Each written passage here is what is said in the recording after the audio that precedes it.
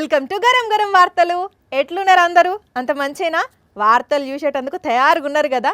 చలో మరి వార్తలు చూసే ముందు హెడ్లైన్స్ ఇద్దాం పారి. మేడిగడ్డకు పోయిన రేవంత్ సర్కార్, నల్గొండల గర్జించిండు కేసీఆర్ సారు. బాబు షూరిటీ ఎవరికో చెప్పిన కేసినేని నాని, ఆయన కుటుంబానికి తప్ప ఎవరికి గ్యారెంటీ లేదు. రోజా మేడం ఆడింది కబడ్డీ, ఆటల్లో కూడా ఢీ అంటే ఢీ. పోలీసుని కొట్టిన తాగుబోతూ, ఏలు కొరికిండు ఇంకో తిరుగుబోతూ. Ravali variety pre wedding shoot. నేను కొండల మధ్యలో నించున్నట్టు గ్రాఫిక్స్ వేసి సెట్ చేద్దాం. ఏహే ఎక్కడిది? ఏమన్నా నడిచిందా తెలంగాణ రాజకీయం? ఇయ్యాలా ఇటు కారు పార్టోళ్ళు తగ్గలేదు, అటు కాంగ్రెస్ పార్టోళ్ళు తగ్గలేదు. ఒకరు నల్లగొండల సభ పెడితే ఇంకొకరు మేడిగడ్డకు పోయిండ్రు. వాళ్ళు అట్లా చేస్తున్నారని కారు పార్టోళ్ళు అంటే పాతోళ్ళు ఏ మంచిగా చేసిపోలేదని ఇప్పటి ప్రభుత్వం వాళ్ళు పొట్టు అనుకోరాదుండ్రి. సరే ఇట్లా చెప్పుకుంటా పోతే మస్తున్నాయి, కానీ ఇటు కేసీఆర్ సభ ఎట్లా నడిచిందో, అటు మేడిగడ్డ టూర్ ఎట్లా నడిచిందో, ఎవరు ఏం మాట్లాడినరో వార్తల పురాక చూద్దాం పాండ్రి. రైట్. నల్గొండ గులాబీ సభకు గులాబీ లీడర్లు అందరూ బస్సులు కట్టుకొని పోతే మాజీ ముఖ్యమంత్రి ప్రతిపక్ష లీడర్ కేసీఆర్ సార్ మాత్రం కరెక్ట్ గా మీటింగ్ టైం కు హెలికాప్టర్ల సభ దగ్గర దిగిండు.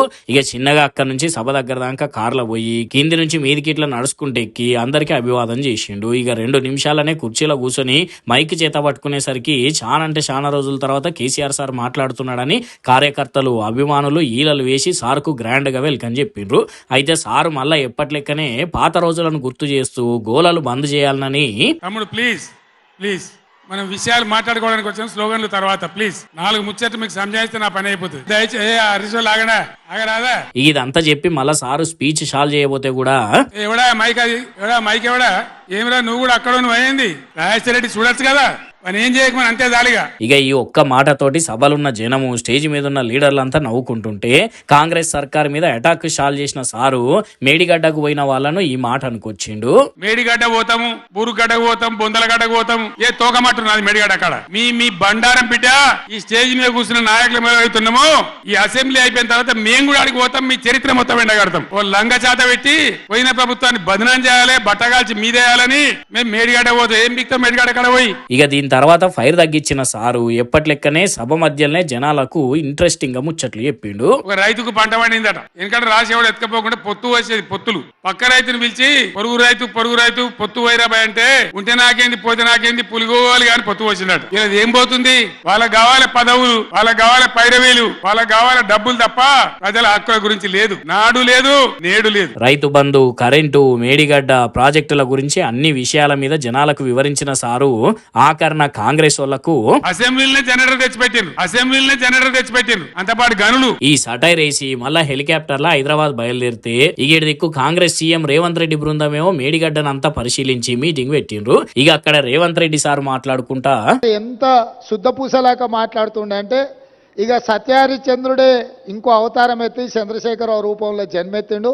ఈ సత్యహరిచంద్రుడి శీలాన్ని మీరు శంకిస్తారా? నువ్వు నిజంగా సత్యహరిచంద్రునికి మరో జన్మని ఎత్తినోడు అయితే అక్కడ వచ్చి కూర్చొని మాట్లాడేది ఉండే. కానీ ఏ మాట కామాట రేవంత్ రెడ్డి సారు భలేగా ప్రోగ్రామ్ పెట్టిండు పోన్రి. ఇటు నల్గొండల వీళ్ళు సభ పెట్టడంతోనే దానికి కౌంటర్ గా ఇయాలనే మేడిగడ్డకు తీసుకుపోయి అందరికి చూపెట్టిండంటే మామూలోడు కాదు.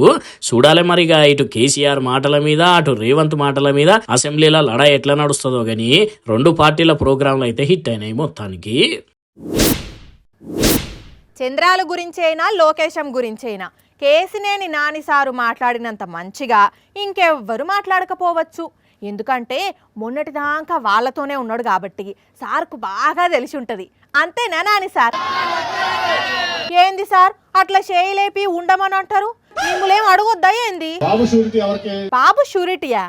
ఆయన జైలు నుంచి బయటకు వచ్చేటందుకే 4 షూరిటీ అవసరమైంది. ఇంకా ఆయన ఎవరికి షూరిటీ ఉంటాడు సార్? తెలిస్తే మీరు చెప్పండి. పెద్దబాబు చిన్నబాబుకు షూరిటీ, చిన్నబాబు పెద్దబాబుకు షూరిటీ, అంతేనా? ఇంకా ఎవరికైనా ఉందంటారా? ఎక్స్పైర్ అయిన వస్తువుకు, పని అయిపోయిన పొలిటీషియన్ కు నో గ్యారంటీ సార్, అంతేనా? లేదంటే మీకు తెలిసి ఎవరికైనా గ్యారంటీ ఉందంటారా సార్? ఎవరికి గ్యారెంటీ లేదు. లోకేష్ కు గ్యారంటీ ఉన్నా చేసేది ఏముందిలే, ఆయన ఎప్పుడు నో గ్యారంటీ లీడరే. కనీసం వార్డు మెంబర్ గానైనా గెలిచిండా పాటు. రెడ్ బుక్ లో రాస్తున్నా సార్ మరి మీ పేరు కూడా దాంట్లో రాస్తాడు, జాగ్రత్త. రెడ్ బుక్ మడతపెట్టి ఎక్కడ పెట్టుకోవాలి? అది లోకేష్ కే తెలవాలి. జేబులో పెట్టుకుంటావా ఇంకెక్కడ పెట్టుకుంటావా? అది లోకేష్ ఆప్షనే. ఇక తింటారు అందరూ. లోకేష్ గురించి మాట్లాడితే మస్తు ఎంటర్టైన్మెంటేనాయే. ఎందుకు వినరు సార్? అందరు వింటున్నారు. మీరు చెప్పేది మీరు చెప్పుండ్రి. ఇంతకు ఇప్పుడు బాబు లోకేష్ పరిస్థితి ఏందంటారు కేశినేని సార్? ఒక్క బోర్ల పడ్డాడు కిందకి. ఇక మళ్ళా లేసుడు కష్టమే గాని అట్లనే పడుకుంటూ కనీసం నిద్రపోతారు. ఉంటున్నా సార్. ఇక ఆడుదాం ఆంధ్ర ఆటల పోటీలను ప్రోత్సహించడానికి జగనన్న ప్రభుత్వం తీసుకొచ్చిన గొప్ప ప్రోగ్రాం ఇది. గ్రామాలల్లా మన పిల్లల్లో ఉన్న టాలెంట్ను బయటకు తీసి నైపుణ్యాన్ని ఇంకింత పెంచేతందుకు పోయినేడాది గవర్నమెంట్ ప్రోగ్రాంను చాలు చేస్తే ఇన్ని రోజులు రాష్ట్రంలో ఆటలు కండ్ల పండగ లెక్కనే జరిగినాయి, చూసినాం కదా. అయితే ఇవాళ ఆ ఆటల ప్రోగ్రాంకు మంత్రి రోజా మేడం హాజరై కబడ్డీ ఆడింది. మరి ఇంకెందుకు ఆలస్యం, మనం కూడా చూద్దామా? మేడం రెడీ, కూతకు రండి. రైట్, మేడం బేతను ముట్టుకొని దండం పెట్టుకొని కోర్టులో అడుగుపెట్టి కూతకు పోతున్నది. రెడీ, చెలో game చాలైంది.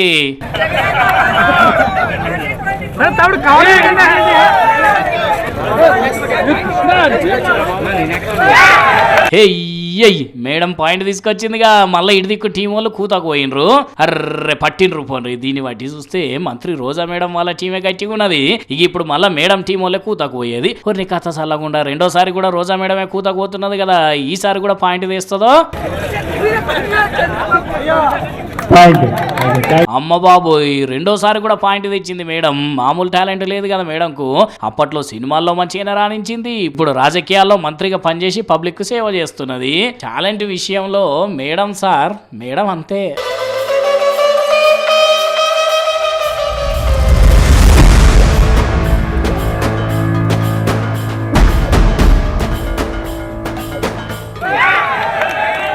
Good point. Bandi Sanjay ఈ నడుమ కొంత సల్లబడ్డాడు కానీ మొన్న అబ్జెక్షన్గా ఉన్నంత వరకు ఎట్లుండే? కేసీఆర్ పేరు వినపడ్డా, కాంగ్రెస్ వాళ్ళ పేర్లు వినపడ్డా, బీజేపీని తిట్టేటోళ్ళ పేరు వినపడ్డా పటపట పట పండ్లు ఒరికి ఫైర్ ది ఫైర్ అనేది, రా చూసుకుందాం అనేది. అన్న దూకుడు చూస్తుంటే నిజంగా పేరుకు తగ్గట్టే బండి లెక్కనే దూసుకపోతుండు అనుకునేది కదా. అయితే నేను ఆటో వాణ్ణి న్యాయమైన రేటు వాణ్ణి.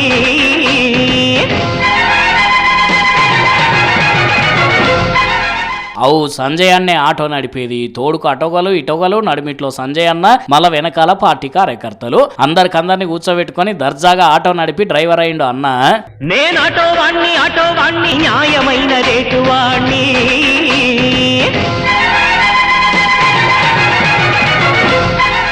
అయినా బండి సంజయ్ అంటే బండి నడపాలి గాని బగ్గనే ఆటో నడుపుతున్నాడు. అసలు ఎప్పుడు నేర్చుకున్నాడు అంటే అన్న నేర్చుకున్నాడు ఏం ఉండదు, స్టీరింగ్ పడితే అట్లా తోలేస్తాడు అంతే. అంతేందుకు 2019 ఎన్నికల్లో ఏకదమ్గా కరీంనగర్ ఎంపీ అయ్యి అటెంకా పార్టీ పగ్గాలు అందుకొని ఉరుకులు పెట్టియలేదా? ఇది కూడా అంతే. అన్న ఏదైనా చేసుకుంటా పోతాడు. అన్న పోతుంటే అందరు పోవాల్సిందే. ఇప్పుడు అన్న నడుపుతుంటే అందరు ఉరుకుతలేరా? చూడండి, ఏదైనా కొట్టిన పిండే అన్నకు. రాజన్న సిరిసిల్ల జిల్లాలో ఆటో కార్మికులకు మద్దతుగా భీమేశ్వర గార్డెన్ నుంచి కోరుట్ల బస్టాండ్ వరకు ఆటో నడిపి ఆటో కార్మికులకు మద్దతు తెలిపిండు అన్న. కానీ బండి సంజయ్ అన్న అంటే కేవలం రాజకీయమే చేస్తాడు. అటు కరీంనగర్ కు, ఇటు హైదరాబాద్ కు, ఢిల్లీలో మోడీ సారు, అమిత్ షా సార్ దగ్గరికి పోయి కలుస్తాడు అనుకున్నాము. కానీ అన్న దగ్గర టాలెంట్ మామూలుగా లేదు, టన్నులు ఉన్నది. కేసీఆర్ సారు నువ్వేమన్నా ట్రాక్టర్ డ్రైవర్ వా అంటే ట్రాక్టర్ తోలి చూపెట్టిండు. ఇప్పుడు రాష్ట్రంలో ఆటో డ్రైవర్ అన్నలు ఆందోళనలు చేస్తుంటే వాళ్ళకు మద్దతుగా నిలిచిండు. మామూలుగా కాదన్న, అట్లుంటది మరి సంజయ్ అన్న. నేను ఆటో వాణ్ణి న్యాయమైన రేటు వాణ్ణి.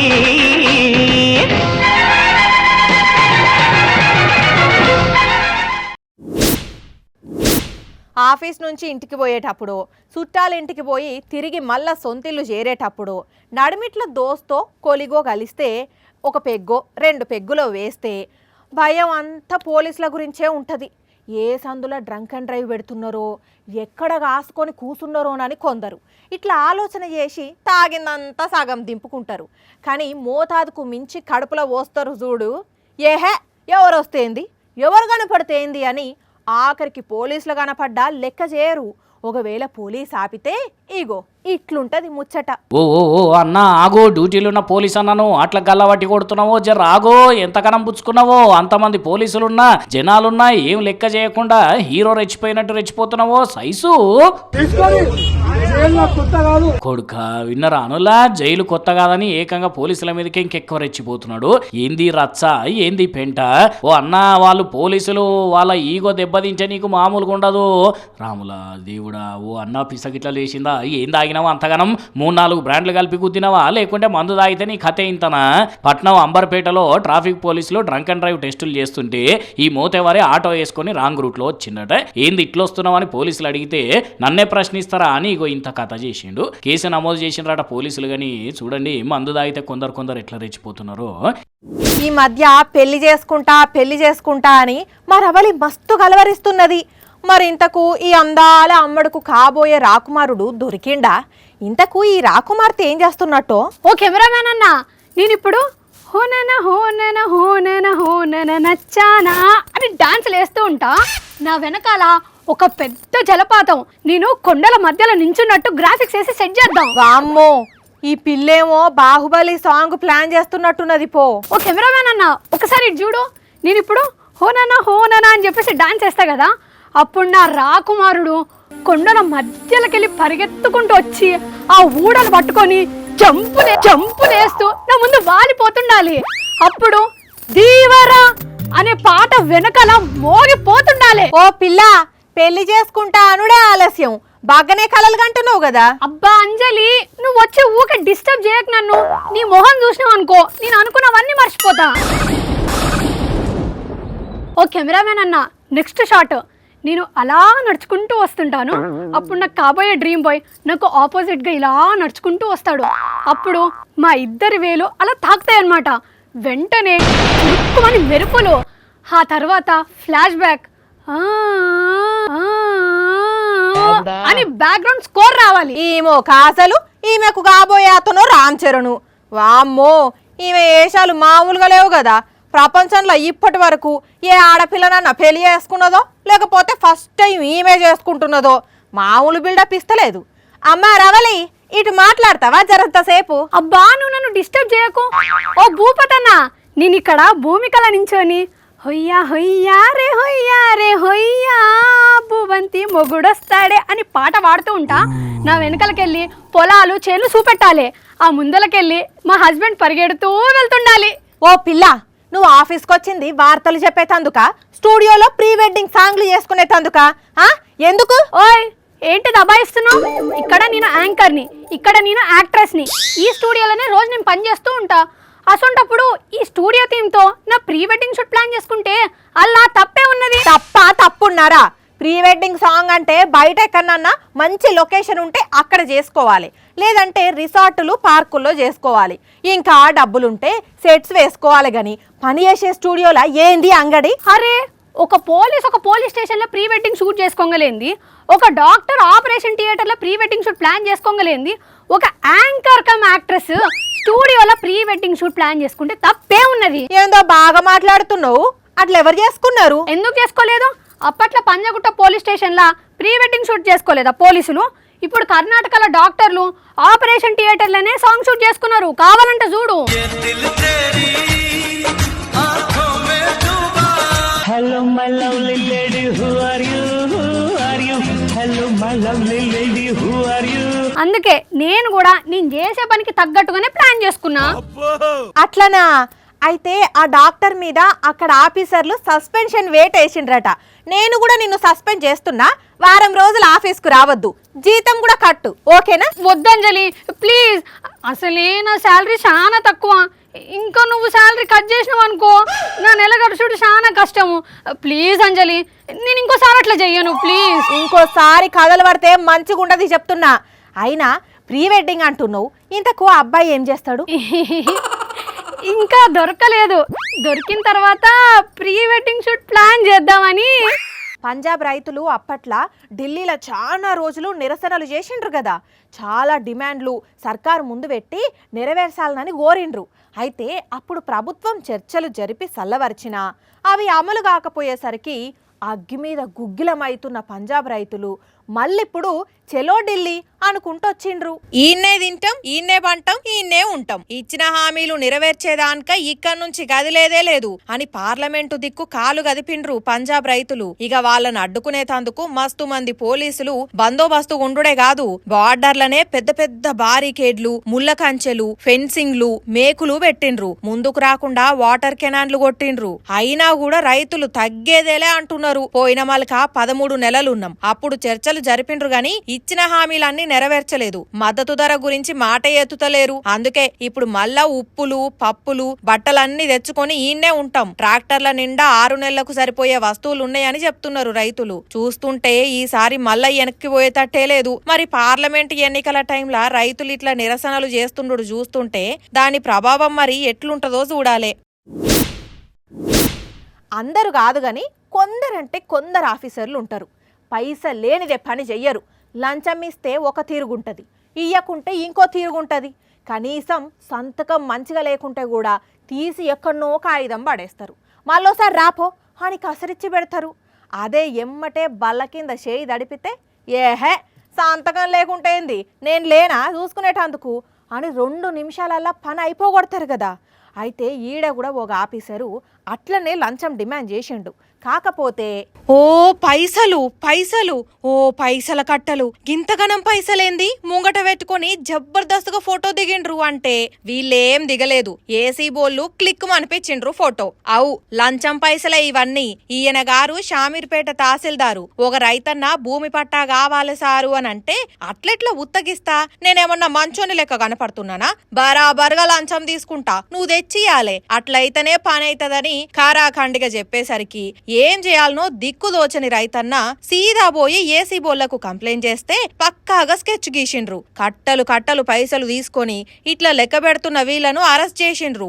ఇంకో విషయం ఏందంటే ఈయన గారి పక్కన కూసున్న డ్రైవర్ గారే లంచాల వ్యవహారాలన్నీ నడిపిస్తాడట. అట ఇంకా సారు గారికి అప్పచెప్తాడట. కానీ పాపం బండి పైసలు లెక్క పెట్టుకుంటేనే దొరికిండ్రు. అయినా ఎంఆర్ఓ గారు ఇది పద్ధతేనా? మీ అసోంటి లంచగొండోళ్ళు ఇట్లా జనాల నెత్తురు దాగుతున్నారనే అప్పట్లో కేసీఆర్ సారు ధరణి తెచ్చే. మళ్ళా అదంతా ఏం పట్టించుకోకుండా ఇప్పుడు కొత్త గవర్నమెంట్ సీరియస్ గా చెప్తున్నా లంచం తీసుకున్నారంటే మీరెంత లంచగొండో అర్థమైతున్నది గాని భలే తీస్మార్ ఖాన్ పోండ్రి, తిండికి బదులు పైసలే బుక్కేటోన్ లెక్క కొన్నాడు. ఇక ఇవి మరి ఇయాల్టి గరం గరం వార్తలు. మళ్ళా రేపు ఇదే టైంకి ఇట్లనే మస్తు వార్తలు పట్టుకొని వస్తాం మీకోసం. అప్పటిదాకా ఏం చేయాలి? చూస్తూనే ఉండాలి సాక్షి టీవీ. టైం గుర్తున్నది కదా, రాత్రి 8:30కి, మళ్ళీ పొద్దున 8:30కి ఉంటాం మరి.